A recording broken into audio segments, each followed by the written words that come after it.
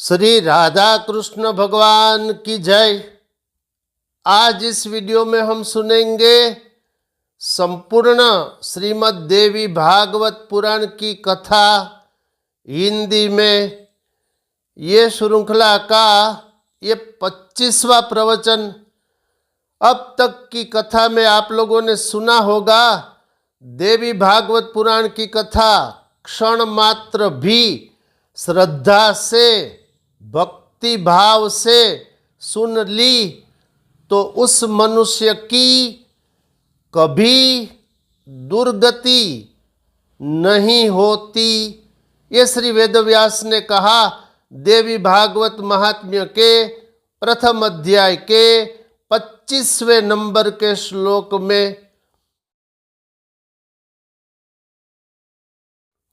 फिर श्री वेदव्यास ने कहा, जो मनुष्य प्रतिदिन देवी भागवत पुराण का आधा श्लोक अथवा 1/4 श्लोक प्रतिदिन पढ़ता अथवा सुनता है, उस मनुष्य की परम गति होती है।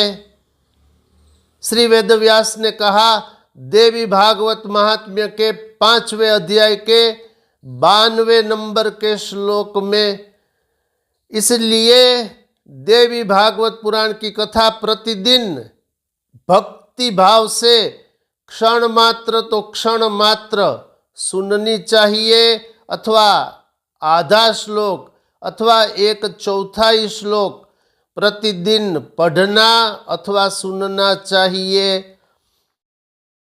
अस्तु, तो पिछले प्रवचन में अब तक आप लोगों ने श्रीमद् देवी भागवत के प्रथम स्कंध के 2 अध्याय के 6ठे श्लोक तक ये कथा सुनी। अब इस अंक में श्रीमद् देवी भागवत पुराण के प्रथम स्कंध के 2 अध्याय के 7वें नंबर के श्लोक से ये कथा प्रारंभ करेंगे। अस्तु, कथा सुनिए। शास्त्र कहता है, इस अध्याय का शीर्षक है श्री सूत जी के द्वारा श्रीमद् देवी भागवत के स्कंध अध्याय श्लोक संख्या का निरूपण और उसमें प्रतिपादित विषयों का वर्णन। यह शीर्षक है प्रथम स्कंध के 2 अध्याय का। 7वें नंबर के श्लोक से ये कथा अब हम प्रारंभ कर रहे हैं। कथा सुनिए।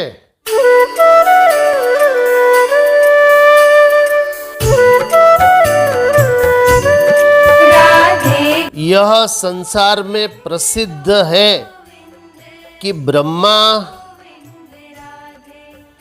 जब कल्प के अंत में सर्वत्र जलमय हो जाता है, तब केवल शेष शैया पर भगवान श्री विष्णु शयन करते हैं और उन्हीं के नाभि कमल से ब्रह्मा का आविर्भाव होता है।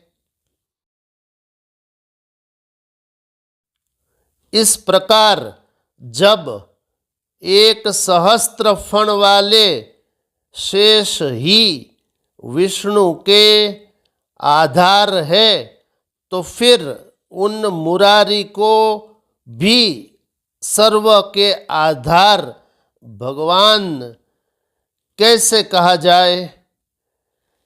प्रलयकालीन समुद्र का जल भी तो रस रूप ही है और बिना पात्र रस कहीं ठहर नहीं सकता।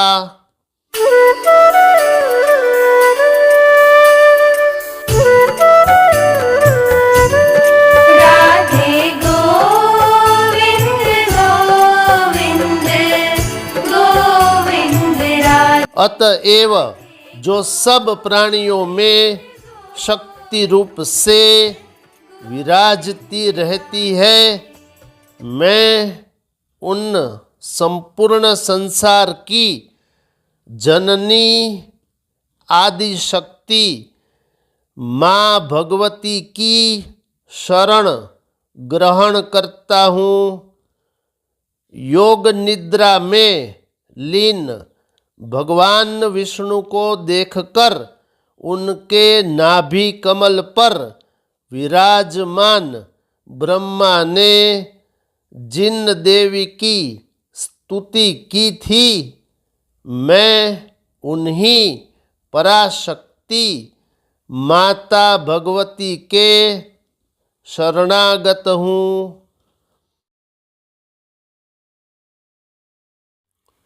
हे मुनिजनों, उन्हीं निर्गुण तथा सगुण रूप वाली तथा मुक्तिदायिनी योग माया का ध्यान करके मैं यहाँ संपूर्ण देवी भागवत पुराण कह रहा हूँ।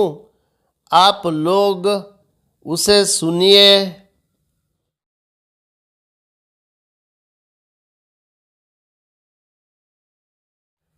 यह श्रीमद् देवी भागवत नाम का पुराण अत्यंत पवित्र और उत्तम है।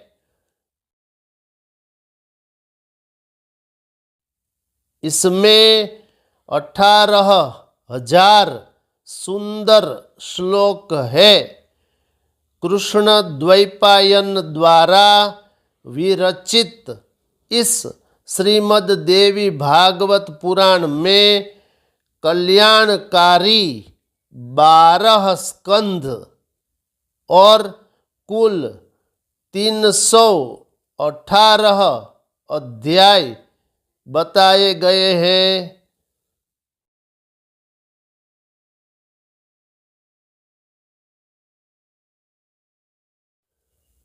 उनमें प्रथम स्कंध में 20 अध्याय, द्वितीय में 12 अध्याय, तृतीय में 30 अध्याय और चतुर्थ में 25 अध्याय है।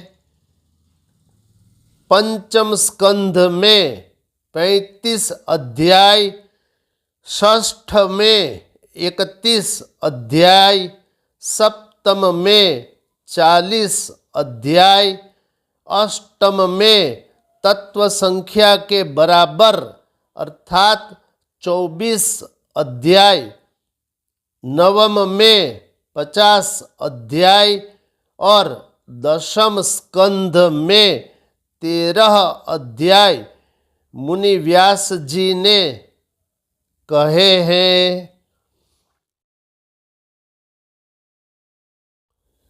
इसी प्रकार हे मुनिगण, एकादश स्कंध में 24 और द्वादश स्कंध में 14 अध्याय बताए गए हैं।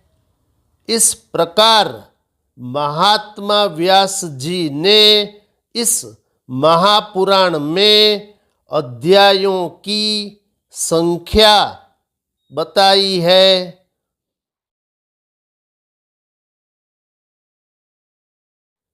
इसमें श्लोकों की संख्या 18,000 कही गई है।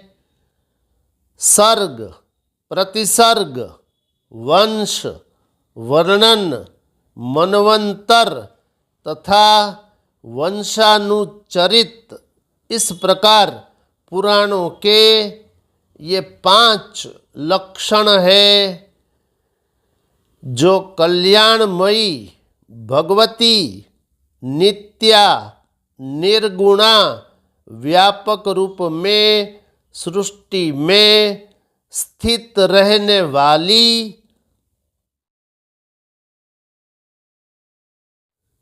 विकार रहित योग गम्या सबकी आधार रूपा तथा तुरीय अवस्था में प्रतिष्ठित है, उन्हीं की सात्विकी, राजसी और तामसी शक्तियाँ महासरस्वती, महालक्ष्मी और महाकाली नाम के देवियों के रूप में प्रकट होती है।